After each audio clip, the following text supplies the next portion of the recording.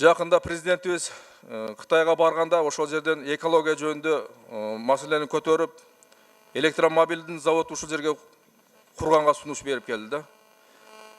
Биз ошол эмезде экологиябызды Бишкек шаарында эле чымда карай албай жатабыз жакшы. Азыр мына бактарга кире турган болсоңор, дуптар азын жалбырактары кургап атат да. Буну ким карайт буну өзүчү? Зеленостройбу ким карайт бул? Анан тышкары биз 9000ден көчөт алып тигип атабыз. Андан көрө бар дарактарыбызды дарылабанда кылбайлыбы? 10 секунд. Зиян Исламович, ал жерде негизи ал шаардын территориясында өзүнүн адистиги, өзүнүн ишканасы бар. Тазалык жана жашылдандыруу боюнча бар. Бирок кечээ телевидениедан бир эме болду, берүү болду, ошол жерде нааразы болуп аткандары.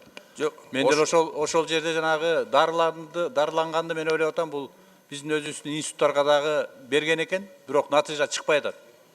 Эми буга бир 5-6 жыл болду да. Ооба, 5-6 жылдан. Ушул 5-6 жылдан бери кантип таппайт эми? Болбосо чакырсың да чет жактарданчы. Бар дарактарыбызды азыр кургатып атабыз да.